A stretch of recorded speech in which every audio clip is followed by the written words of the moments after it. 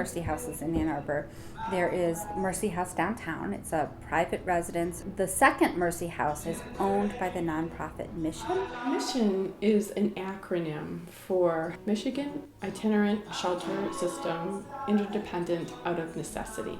When we opened Huron Street, there are two different owners because Stone School is owned by Mission, the nonprofit, and this house is owned by me, but they do very similar work.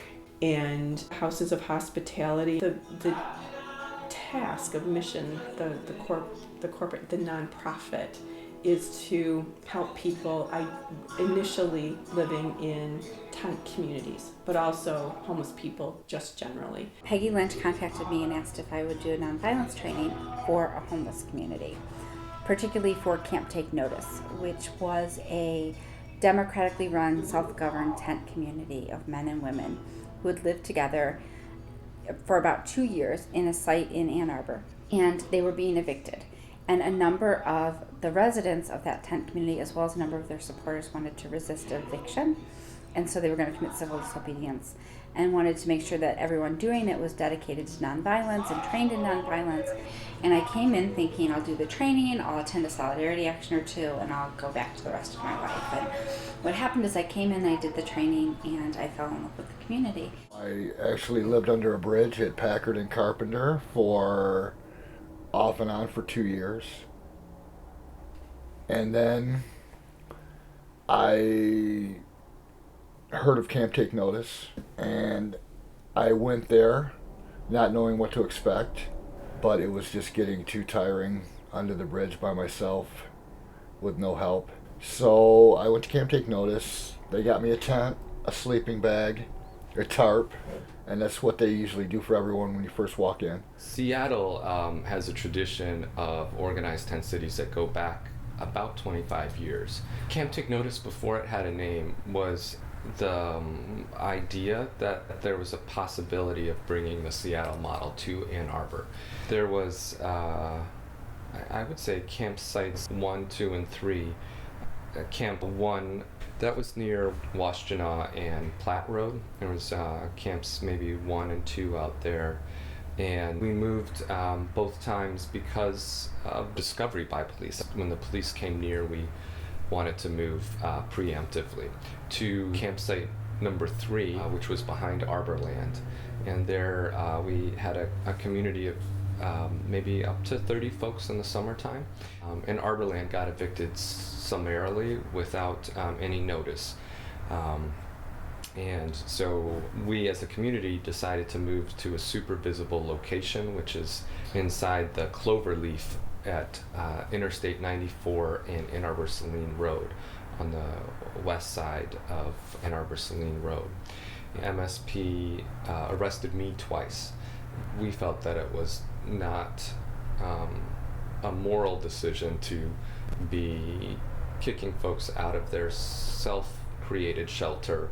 Homeless folks there moved from the west side of Ann Arbor-Saline across the street to the east side of Ann Arbor-Saline. And on the east side there was the cover of trees, and they gained a reprieve there for at least 7 to 9 months.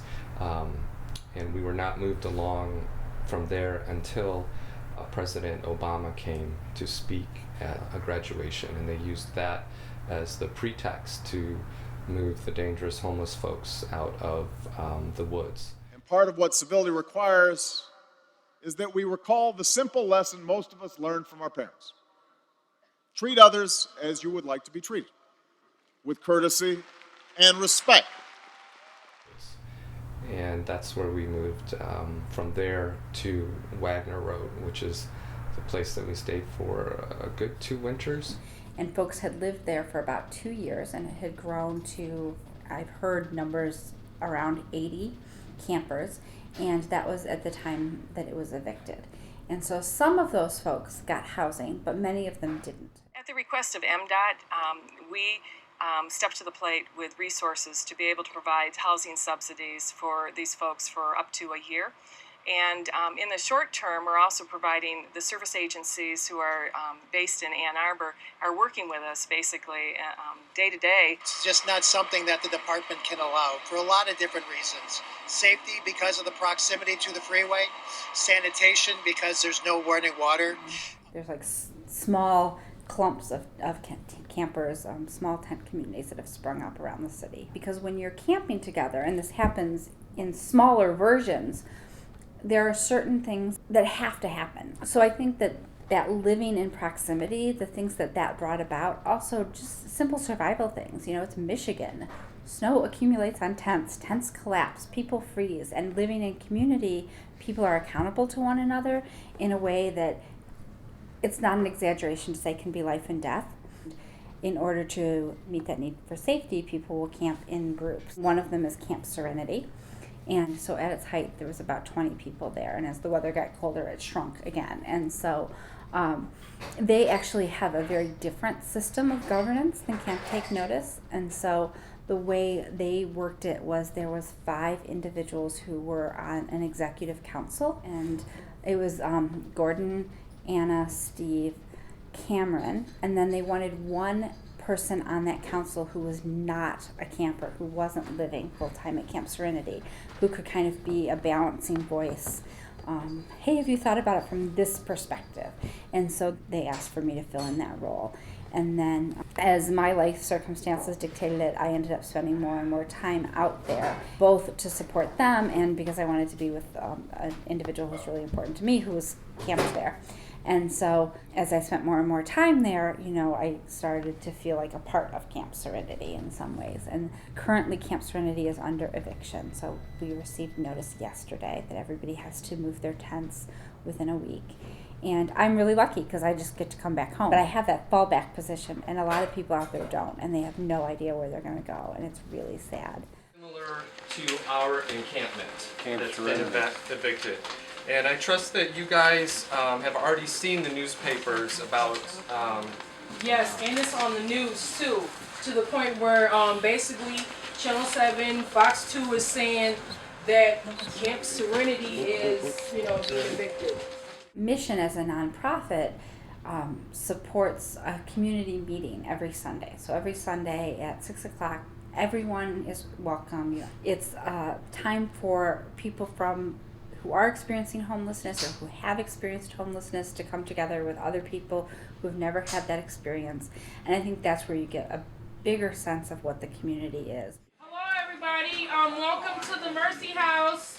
We're going to start our meeting right now, so if anyone's participating, please come in the living room. If not, you can step out. Another larger group of folks come just because they're trying to survive, and part of their survival is getting a meal for the night, getting bus tokens to get around. So when the community was closed, the physical location, the relationships were still there. So the purpose of the Sunday dinner is to continue to make possible a place for those relationships to exist and grow.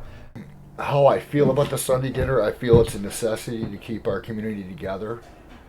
Because without that, that's where we all come together. Just having a place to get out of the street and warm up or get some coffee or eat, fix your own meal. I think our goals and purposes have changed a little bit since we had a camp. Now I think our goal is the services, the laundry, the clothing, the donation room. I feel if we don't stick together and have these meetings and have these dinners, then we're not community. We're just like any other day service. I feel we're more community oriented, because everything we do, we vote on. We ask the community's opinion. That way they feel like they're part of it, and it's not an organization coming in and telling them what they got to do or what they can do. And many of the people that are really still enthusiastically helping us saw what was going on and thought it was, exceptionally helpful. So the Sunday meal is every Sunday. The meal is provided by a different local faith community or school group or neighborhood association. Dear Heavenly Father, we thank you for your blessings. We thank you for the meal that Carla and her husband brought tonight, and continue to watch over us. Amen. Amen. Thank you. You're welcome. Oh, thank you. Appreciate it. Hey, Kel. We also have, faith communities dropping off blankets and tarps and donations like that. And a lot of our money outside of that comes from just individual donations. So we would like to give 10 to you, and then we'd like to take the other 15 that we have out on the streets. Oh, that's such a wonderful Thank you so much. Thank you.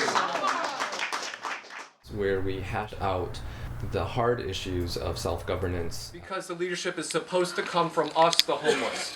So if you see a need, whether it's a big need or a small need, please know that we need you to jump in and participate. The final piece is this, and it's that we're really tight in a small space, and so it requires like extra forgiveness. It's about mercy rules, so it's Okay. on you.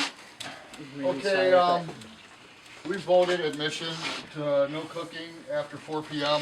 You can fix a sandwich or microwave stuff, but no making of meals after 4 p.m. please on Sundays. No laundry after 4 p.m. on Sundays. We had a problem today, somebody doing laundry at 5:40. That means no laundry after 4 p.m. Thank you. Well, zero tolerance, no drugs or alcohol on site. Fucking junkies taking over the fucking house.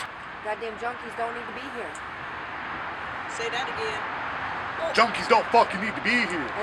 No smoking dope, no getting high, no drinking. Everybody knows you're not supposed to be drinking or doing drugs on the property. You can't finish your drink before you get here, don't come. Exactly. Like, these are our rules, and somebody has been non-compliant with the rules, and now what are we going to do? Are we going to exit this person, and if so, for how long? Any rolls of toilet paper in that bathroom, and now there are none. I know that this household did not use all that toilet paper. If it is not in the donation room, please do not take it. It is not yours for grabs. It is yours to use while you're in this house. That's all I got. Thanks. Help is that because there's people that live here, is that it could help clean up after yourself when you're done using the bathroom or showering. Pick up after yourself, it helps out a little bit. Well, we don't always all get along. People are human, always and everywhere. Gordon, would you like to speak about this? But when you speak, please do not yell, no negativity, just be nice, okay? Only fluffiness. As people will sometimes look within the larger homeless community and make comment there's a lot of conflict or a lot of anger, and I think that somewhat that is true. We as the homeless community are homeless, but the attitudes here are getting ridiculous. And the other people who runs the shit, they don't. Hush your mouth, please.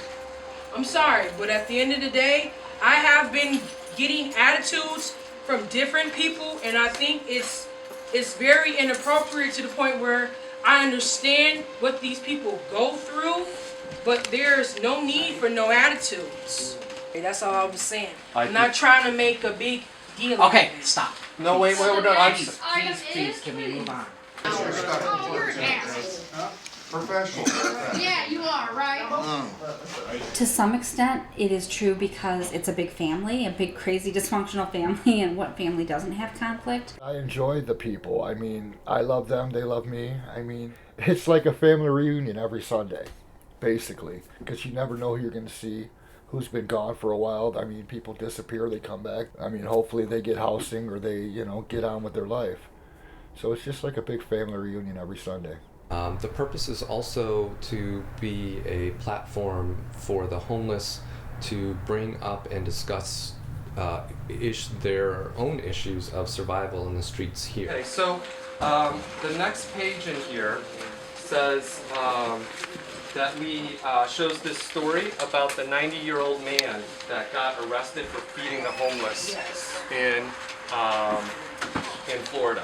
It did not take long for the city of Fort Lauderdale to make good on its promise to criminally charge those who violate a new ordinance that effectively outlaws groups from feeding the homeless in public. On Sunday, the city charged 3 people, including 2 ministers and a 90-year-old homeless advocate, and they could face up to 60 days in jail for their so-called crime.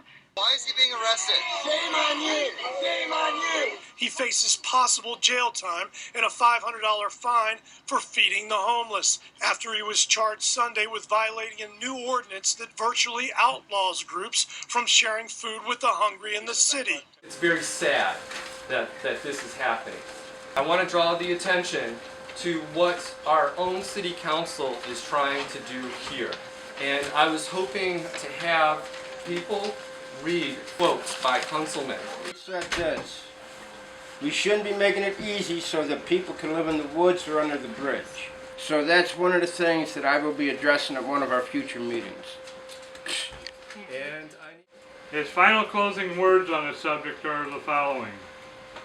So I am going to be adamant as we move forward this winter to make sure that our police and our public services and our health department and our community of economic development does everything they can to get these people out of the weather and into these facilities.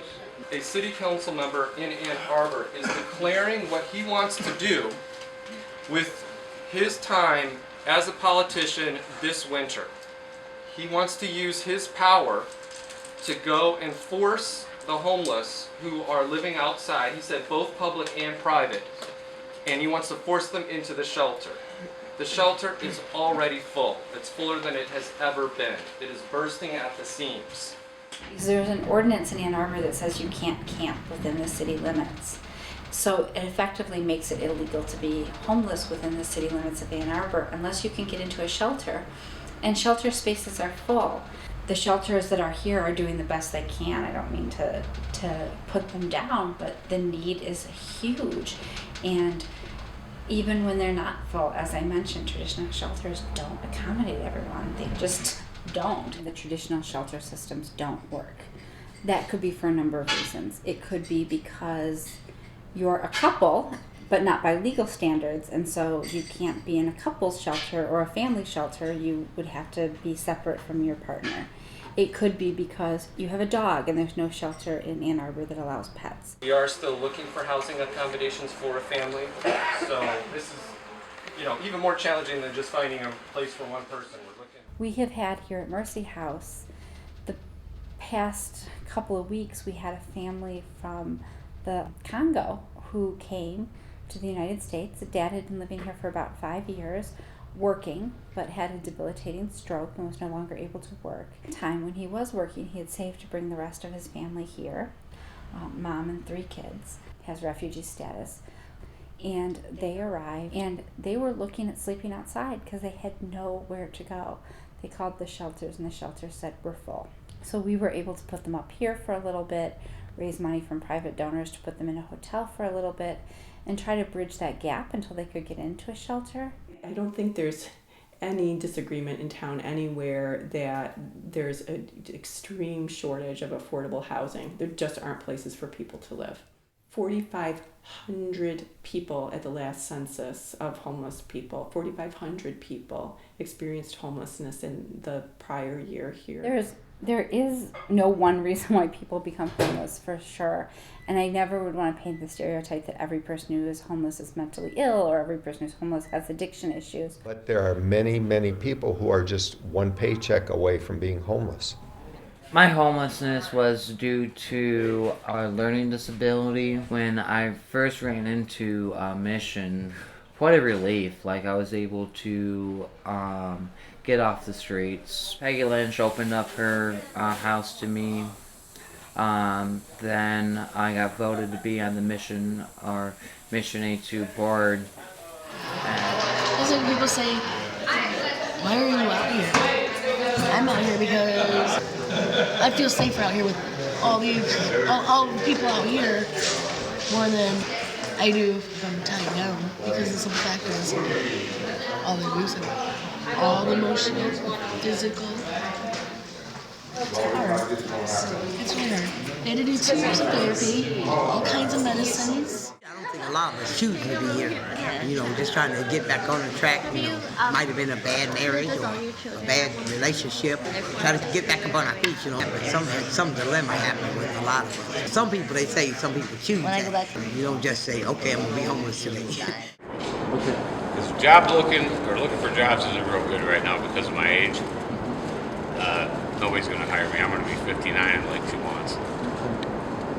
I'm a third-year machinist. Can't find anything. I've applied online, Dearborn, Saline, just nothing. We'll see you in the rotating shelter then. Yeah, I'll be there. I can't do this anymore. Okay. I'm too old. This is my first time being in a situation like this, homeless. I've had some ups and downs in my life. I've gone through a lot of situations that have changed the direction in my life, and I'm so used to working and helping people. And now that I'm in a situation where I'm needing help, I'm very humble. This is not humane. We shouldn't be allowing people to live like this. We should not have such a narrow housing market and have the prices be so high and have jobs be so inaccessible. We need to have room for these folks in our society. So narrowly, one goal is just to encourage folks to create more affordable housing and the services that go with that. Tuesday at City Council, we made huge progress. And when I say huge, it's getting me emotionally tied up. Oh. We do need affordable housing here in Ann Arbor. I think that we should have this done really soon to take care of our fellow citizens. I think we should have it like in 2 years because we seem to be building other housing for other people, students, businesses, and they be popping up like that. In Ann Arbor, when winter concludes, all the additional warming center beds disappear. Many people taking those spaces will move back outside because there's not enough adequate permanent housing that they can afford. We've already heard that tonight, right? So while I appreciate Mr. Kuntzman's zeal for safe and warm shelter for people currently living outside, I submit to you and our fellow Ann Arbor community members that his authoritarian approach will not address the challenges that we have as a community, helping those who are currently without permanent bricks and mortar residences. There's people out here that have animals that can't live indoors. You gonna let my dog live indoors? No. And I'm not throwing him away. He's my rescue dog. This is my baby. What am I supposed to do? Our only option right now is to live in a tent. To live out in the cold.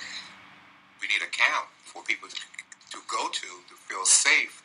I know a lot of people complain about people walking the streets or panhandling, but if they had a place for them to, like a family, they can come there and it wouldn't be so much of a hassle. I hate to use that word homelessness.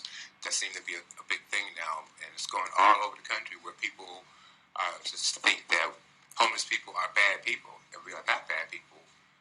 I've been working 2 years now. I still have not been able to find affordable housing.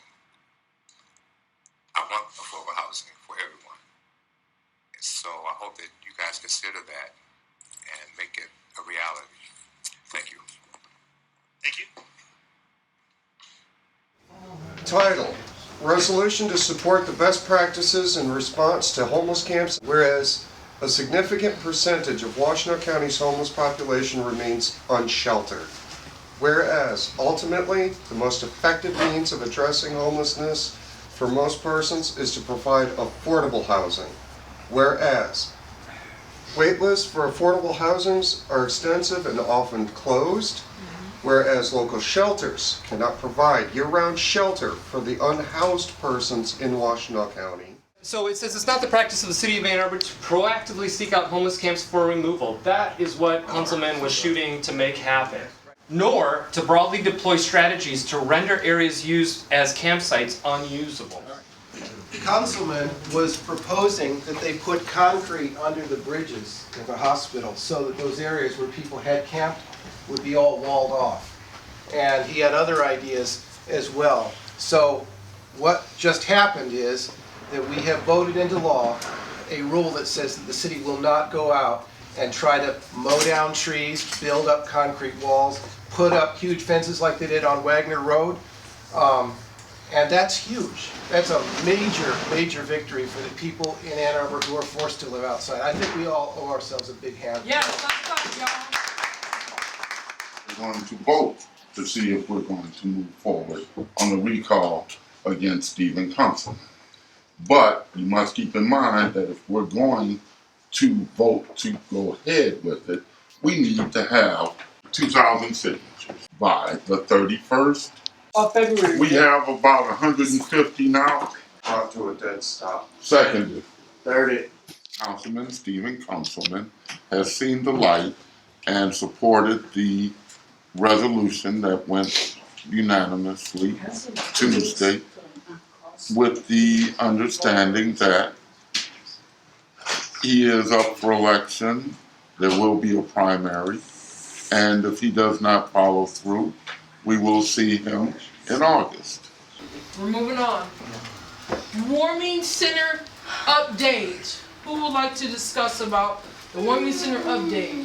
So this winter we're pulling together a daytime warming shelter because Ann Arbor doesn't have any daytime spaces for people who are experiencing homelessness. Representatives from the community go to talk to faith leaders about getting a warming shelter going, and then when we have the warming shelter happening, it will be staffed by volunteers from faith communities and volunteers from people who are experiencing homelessness. So I may come to the warming shelter today as a guest, and tomorrow I'll be there as a staff person. The past week has actually been fairly awesome with everybody cooperating with the church. I have to give kudos to everyone on that one. Somebody walking out, somebody I've been knowing for years. He said, oh, there's a warming center going on. I didn't know. And he told me about it. From all over the churches where folks can come and just hang out during the day because it's cold outside. I mean, it's wintertime. I mean, these churches have been great. It's very awesome to see the goodness in people's hearts, because when you're homeless and you're out in the streets, you don't think anybody cares about you.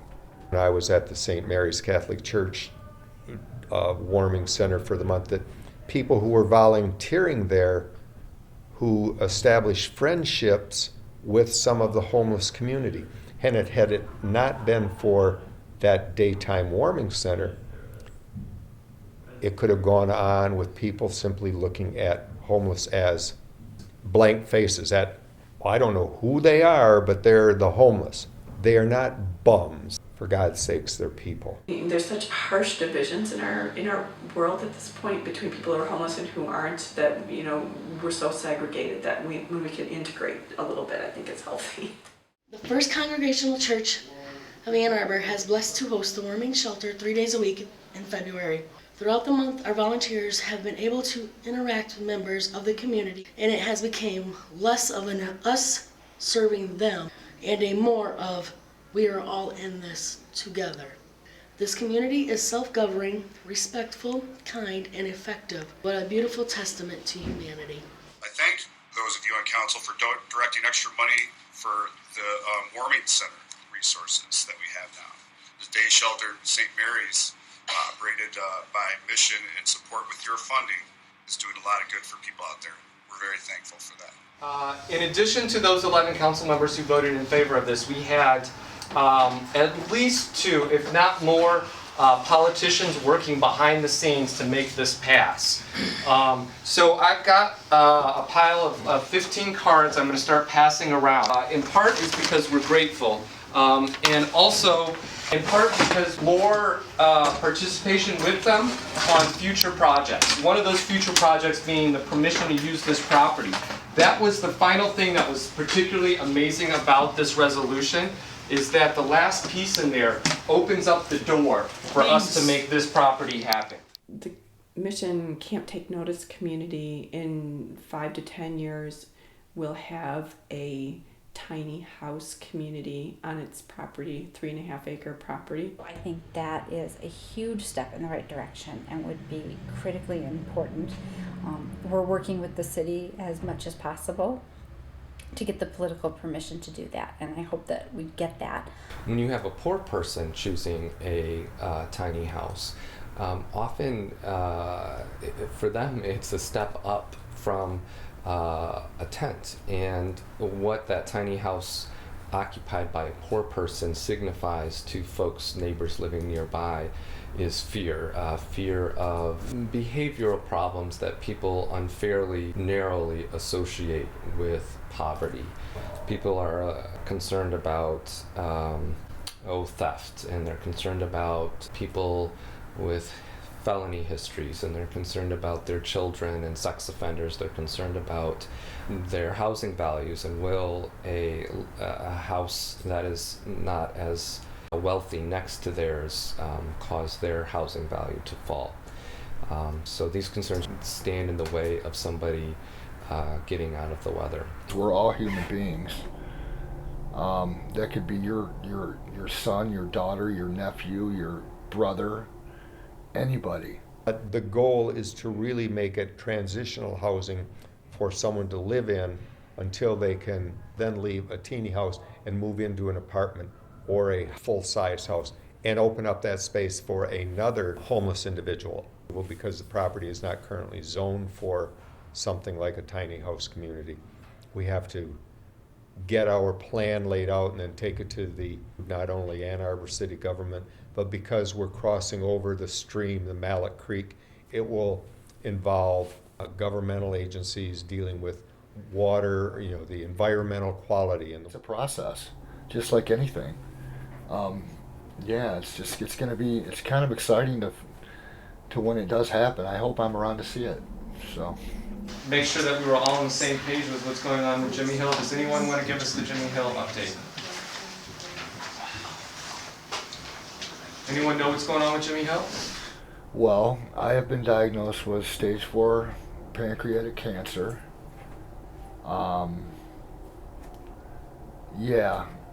So I do not know what's going to happen to me in the future. The average life expectancy is 3 to 6 months. So I'm just trying to get my affairs in order.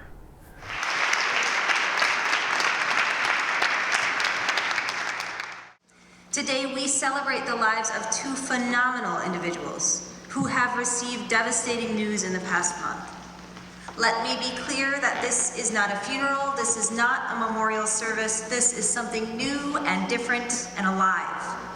This is the chance to tell Jimmy and John how many lives they have influenced and saved. I don't know what's going to happen, I really don't. I'm just doing what I can for now. And I have 4 kids, a granddaughter, a big family, so I'm going to have to start putting a lot of my time to them because they need me right now. And I'm not going away from mission, but my duties in the house are probably going to diminish. Jimmy, I couldn't be happier that we get the chance to say to you in person, thank you for everything you've given to this community and will continue to give. How he manages to juggle a job and the responsibilities of being the Vice President of Mission Board, living at our House of Hospitality. It is easy to see how naturally he is a father figure to so many in the community, so many who are experiencing homelessness or who have, or for a variety of other reasons, are struggling. They're treating me very good, like they always do though. I guess they're sad. They're sad. They're hopeful. They're telling me don't give up. They're just like family. Just, we're all just one big family. It's just like family. It's just like my family reacted when they found out. Just want to be together.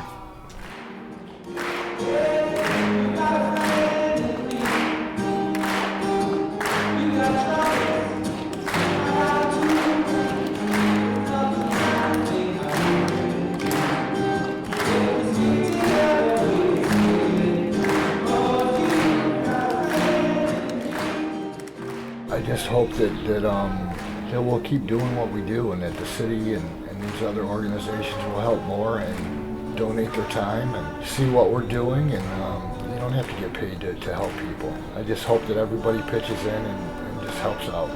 We all need to step up and be a part of this. When it comes to that, I think there's nobody that can touch us in this city. We're not trying to put people in your backyards or disrupt your community. We're just trying to help people feel safe and to have a place to stay. And we're not asking you for anything. You know, just be kind to people. That's all.